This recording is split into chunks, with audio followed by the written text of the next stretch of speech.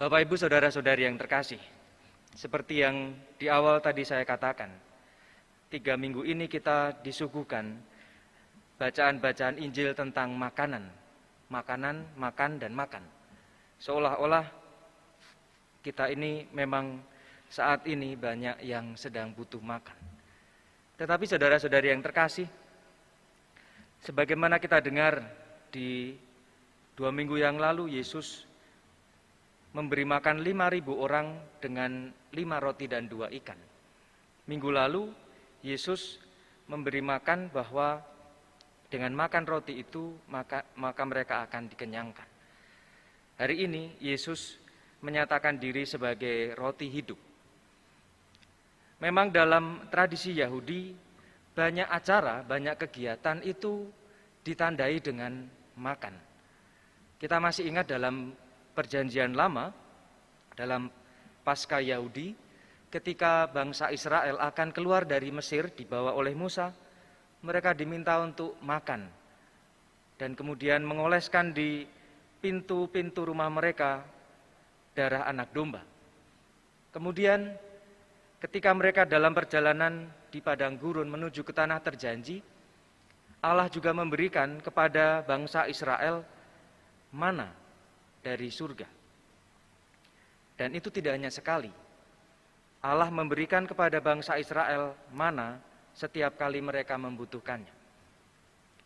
Dan dalam berbagai kesempatan, Yesus juga seperti tadi saya katakan memberikan mujizat-mujizat berupa memberi makan banyak orang. Saudara-saudari yang terkasih, tentu yang mau diketengahkan oleh Yesus bukan hanya soal makanan saja. Tetapi hari ini ketika Yesus menyatakan diri sebagai roti hidup.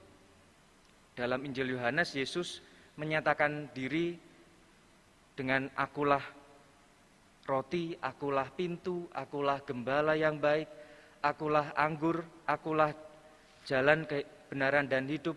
Ada 7 pernyataan Yesus tentang siapa dirinya. Dan akulah roti hidup menjadi pernyataan pertama tentang siapa dirinya kepada bangsa Israel. Dengan menyatakan diri sebagai roti, maka Yesus mau menjadi bagi bangsa Israel dan orang-orang yang percaya sebagai kekuatan dalam hidup. Orang butuh makan untuk dapat bertahan hidup.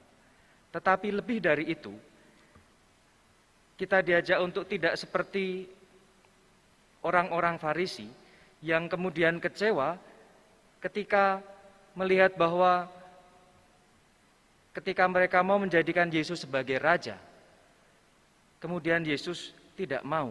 Karena apa?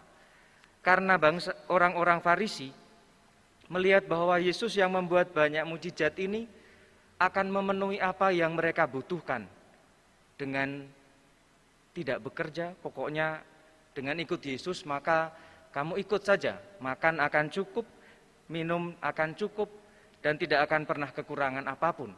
Cukup kamu ikut saja, nggak usah kerja, nggak usah ngapa-ngapain. Kiranya bukan itu yang mau disampaikan oleh Yesus. Tetapi sebagaimana Yesus, kalau kita ingat dalam pengalaman mujizat 5 roti dan 2 ikan, Yesus berkata kepada Andreas dan Filipus, kamu harus memberi mereka makan. Bahwa persatuan dengan Yesus, relasi dengan Yesus yang dekat, membuat orang-orang yang percaya kepadanya tidak hidup untuk dirinya sendiri. Dengan menjadikan diri sebagai roti hidup, Yesus mau menjadi kekuatan bagi orang-orang yang percaya. Dulu saudara-saudari yang terkasih, ada pepatah yang mengatakan, makan nggak makan asal kumpul. Tetapi mungkin sekarang akan sulit untuk diwujudkan itu, karena ngumpul kalau nggak ada makan nggak akan ngumpul-ngumpul. Karena ya kalau mau ngumpul harus ada logistiknya.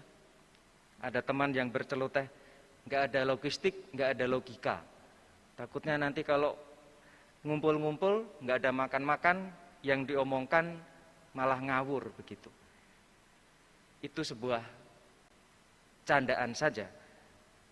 Tetapi saudara-saudari yang terkasih, ketika ungkapan makan nggak makan, asal ngumpul itu dasarnya adalah karena yang utama bukanlah makannya, tetapi adalah toleransi dan kemudian saling berbaginya. Kalau memang harus berkumpul, kalau memang perlu berkumpul dan kemudian tidak ada yang bisa dimakan, maka ya kita bagaimana caranya agar ada sesuatu yang dimakan. Ada yang memberi singkong, ada yang memberi teh, ada yang memberi air, ada yang memberi gula, dan lain sebagainya. Ada unsur berbagi dalam berkumpul itu. Maka ketika Yesus mengingatkan kita, akulah roti hidup, relasi dengan Yesus adalah relasi kasih. Relasi yang membuka mata dan hati kita untuk mau berbagi dengan orang-orang di sekitar kita. Kehidupan yang kita terima dari Yesus adalah kehidupan yang didasarkan oleh sikap untuk mau berbagi. Berbagi hidup, berbagi pertolongan, berbagi perhatian, dan berbagi kasih. Dalam masa pandemi ini, banyak orang yang menjalani isolasi mandiri. Puji Tuhan, terakhir tadi ketika melihat update jumlah umat yang terpapar COVID dan masih positif, tidak lebih dari 40, di bawah 40 orang, puji Tuhan. Dan dari pengalaman mereka yang isolasi mandiri dan sempat, karena memang saya tidak bisa semua menghubungi, mereka mengalami bahwa sapaan dari orang-orang di sekitarnya menjadi hal yang sangat berpengaruh bagi semangat hidupnya. Sapaan dan kemudian hanya sekedar doa singkat membuat mereka bersemangat kembali untuk kemudian melanjutkan proses isolasinya dengan semangat dan tidak putus harapan. Banyak orang yang hadir dengan memberikan makanan untuk orang-orang yang isolasi. Banyak orang yang hadir dengan memberikan sapaan untuk mereka yang isolasi. Ada yang juga memberikan tempatnya untuk isolasi mandiri. Semua itu adalah ungkapan bahwa Yesus yang telah menjadi roti hidup bagi kita, mendorong kita untuk berbagi. Saudara-saudari yang terkasih, kita semua adalah orang-orang yang telah menerima Yesus sebagai hidup kita. Semoga hidup kita pun didorong olehnya untuk menjadi bagian dalam kasih yang Tuhan pancarkan melalui pengorbanan yang disalib dan melalui karya-karya baiknya.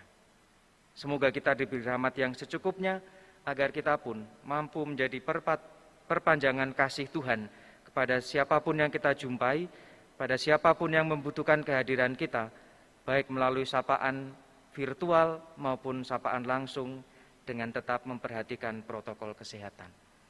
Semoga kita diberkati Allah Bapa yang Maha Kuasa.